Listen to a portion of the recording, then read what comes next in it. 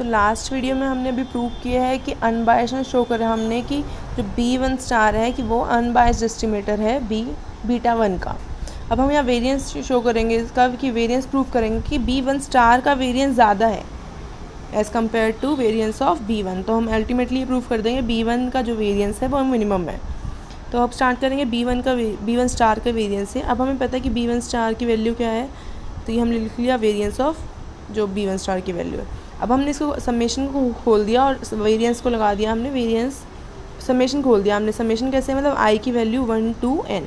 तो ये आपने खोला variance of this W1 Y1 W2 Y2 ऐसे WN YN, ठीक है।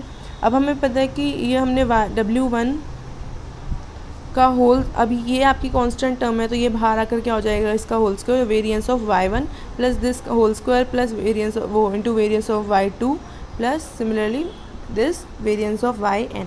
अब हमें पता है वेरिएंस ऑफ Y1 Y2 और Y2 Y3 कुछ भी वो क्या होता है, होमोसेडास्टिक होने की वजह से सिग्मा स्क्वायर हो जाता है। तो हमने सिग्मा स्क्वायर हो गया और इसको हमने जब हमने इसको ऐड किया तो क्या बन गया आपका summation 1/n minus x bar WI, ये आपका 1 to n फिर से क्या बन गया YI का होल स्क्वायर। तो ये अभी आपका आ गया B1 star, variance of B1 star. But अब हमें ये शो करना है कि ये ज़्यादा कैसे है B1 से।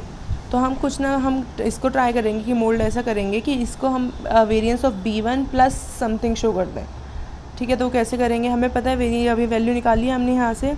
अब हमने क्या करा, इसको ब्रैकेट, ये होल ब्रैकेट खोल दिया और समेशन लगा दिया।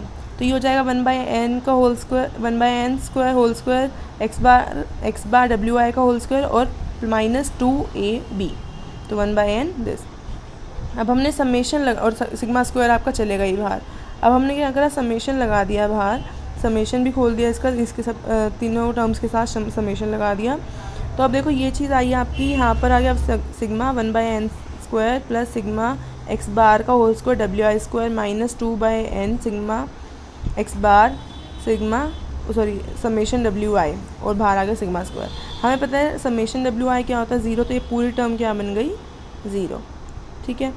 अब ये हो गया आपका n बाय, क्योंकि समेशन 1 को हमने n टाइम्स ऐड किया तो ये क्या बन गया आपका n, तो n/n स्क्वायर प्लस ये आपका सिग्मा स्क्वायर कांस्टेंट टर्म है तो हमने x बार स्क्वायर आपकी कांस्टेंट टर्म है तो हमने x बार स्क्वायर बाहर लिख दिया समेशन WI स्क्वायर, ठीक है। ये 1 हो गया 1/n, ये टर्म हो गई आपकी 1/n plus x bar square sigma WI का होल स्क्वायर और बाहर आ गया सिग्मा स्क्वायर।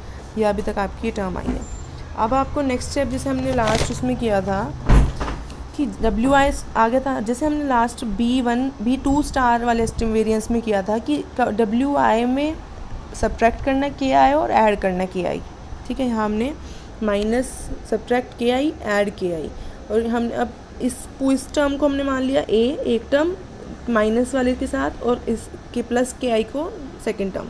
तो इसमें फॉर्मूला लगा देंगे A प्लस B का whole square, that is A square plus B square plus 2AB। तो हमने लगाया ये और समेशन भी इन्होंने साथ साथ खोल दिया।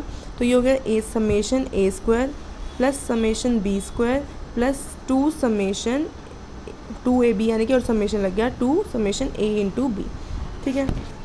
अब आपका चल रहा है ये सिग्मा स्क्वायर। अब हमने क्या करा, सिग्मा स्क्वायर बाय n।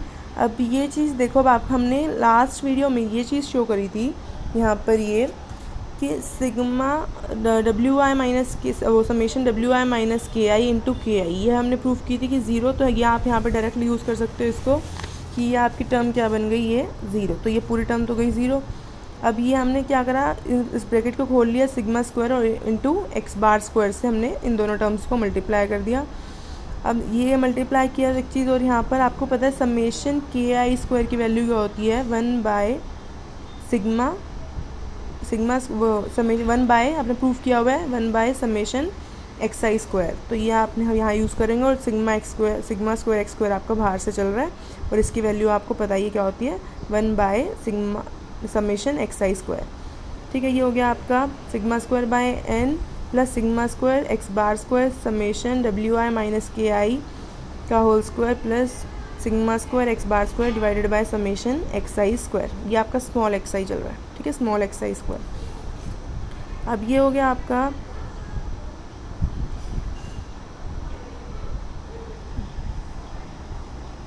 ठीक है। अब आपका ये आप यहाँ पर आ गया।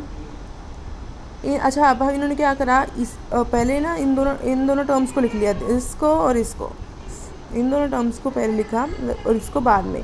अब इन दोनों टर्म्स को लिखकर इन्होंने सिग्मा स्क्वायर कॉमन ले लिया। सिग्मा स्क्वायर कॉमन लेने से यहाँ से आ गया 1/n और यहाँ आ गया कैपिटल X बार स्क्वायर, नीचे आ गया समेशन स्मॉल xi स्क्वायर। ऐसा क्यों कर रहे हैं हम, आगे पता चलेगा आपको। क्योंकि हमें अल्टीमेटली ये चेंज करना है किसमें, जो वेरिएंस ऑफ B1 है हमें उसकी तरह बनाना है इसको, ठीक है। तो इसलिए हमने इन दोनों टर्म्स को मर्ज किया। अब इसको, ये आपका साइड बाय साइड चल रहा है, इसको नहीं छेड़ना।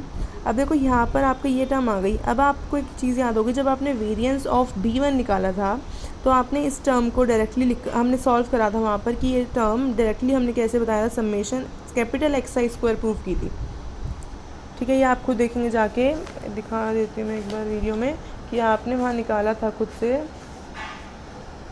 देखो ये रही कि हमने जब आपने वेरिएंस ऑफ B1 तो आपने इस चीज़ यहाँ पर इस टर्म को यहाँ पर ये प्रूव किया था समेशन XI स्क्वायर। तो यहाँ पर भी फिर से प्रूव करने की ज़रूरत नहीं है, आप डायरेक्ट लिख सकते हो। यहाँ पर आपने ये लिखा और ये आ गया। अब आप दिखेगा आपको कि ये चीज़ क्या है, वेरिएंस ऑफ B1। अब B1 में देखो सिग्मा स्क्वायर भी पॉजिटिव टर्म होगी, कुछ x बार भी x बार स्क्वायर है तो ये भी मीन है तो कुछ पॉजिटिव टर्म होगी, और ये भी एक का होल स्क्वायर है तो ये भी पॉजिटिव टर्म होगी। तो हमने बोला ये तीनों चीज़ आपकी क्या है, पॉजिटिव। तो हम बोल देंगे variance of B1 plus something positive. तो हम बोल देंगे variance of B1 star is equals to variance of B1 plus this. अब इसका मतलब क्या है, या तो वेरिएंस ऑफ B1 है जो बड़ा B1 स्टार है, जो यानी कि अब ये शो कर रहे हैं जो वेरिएंस ऑफ B1 स्टार है जो वो बड़ा होगा किससे, वेरिएंस ऑफ B1 से, ठीक है।